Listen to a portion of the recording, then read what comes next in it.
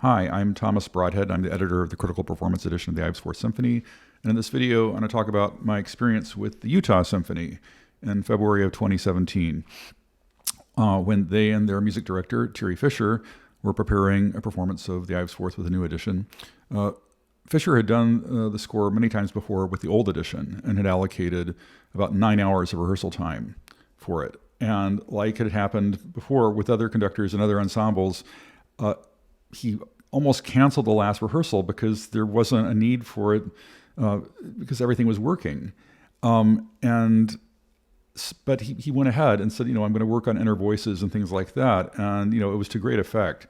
The most valuable thing that came from that experience was actually the insistence by the orchestra librarian, Clovis Lark, that string bowings be hard-coded into the 828 pages of string parts. Previously, I had not added any in. I was more concerned about getting all the notes right and getting everything else right before attending to that detail.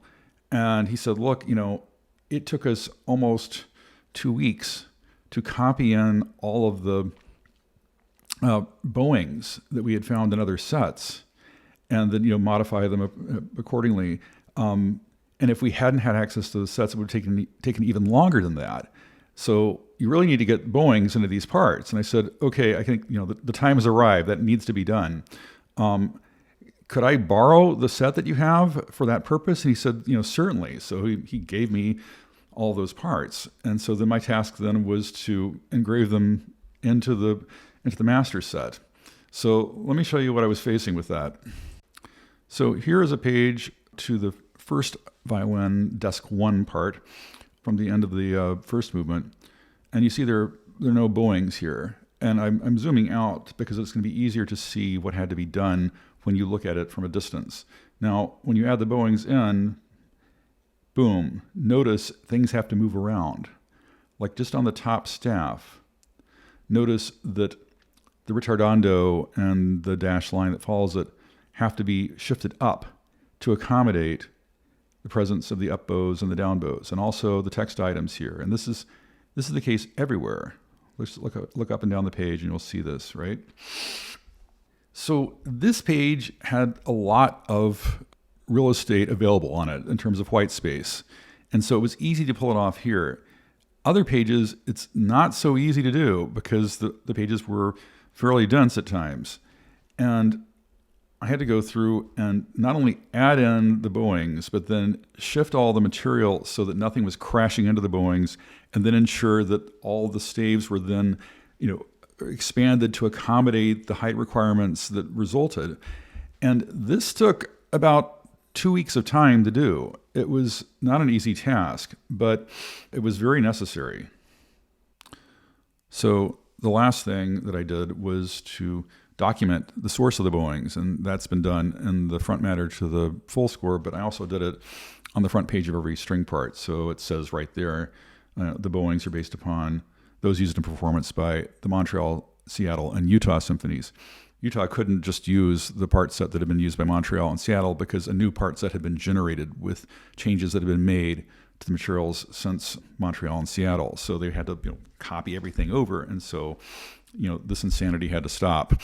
So now it's been hard-coded into the parts, and string players can change them, but they're there as a good starting point.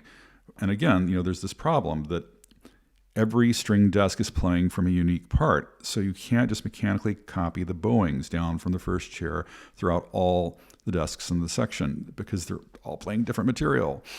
So it was a relief finally to get this done, although it took, as I said, like 2 weeks to do the work. The last thing I want to relate is an anecdote from the concert itself. I was invited to give a pre-concert talk beforehand, and I only had 30 minutes, and so the first 15 minutes I spent telling the crowd about the story of Charles Ives, and I think I'm going to provide that in a different video. And then I talked for 15 minutes about the piece itself. Like, no one in the crowd had heard the Ives Fourth before, and I don't think any of them really knew Charles Ives' music. So it's, how the pressure was really on. How do you condense what needs to be conveyed about this this composer and this piece into 30 minutes. And I did the best that I could. Someone rushed up to me after my talk and said, I'd never heard of this guy before I come into the concert tonight, and I feel like I kind of know him now. I'm like, great, that's what I wanted to do. I wanted to convey a sense of who this wonderful human being was. At the end of the concert, the Ives was the crowning jewel of the concert. It was the last thing on the program. There was a young couple sitting behind me. They were man and woman in their late 20s, and during the applause following the symphony, I could hear them talking. It's like in this, it sounded like a really animated fashion. And I turned around, and the young man was seemingly just amazed by the experience he just had. And I said, "Did you like that?" And he said, "Yes, I did. But let me explain. I'm new to classical music. My girlfriend and I got this series recently, and this is only the second concert that we've been to. And that Ives piece, that second movement, that's the most incredible thing I've ever heard in my life." I'm like, excellent. I'm glad to hear that. I think it's pretty incredible too. And that's the kind of experience that just makes you feel fantastic, that you've invested in something that has meaning for you, and you want it to be meaningful to other people, and you want to give it a chance to express itself, so that kind of experience can be had by others.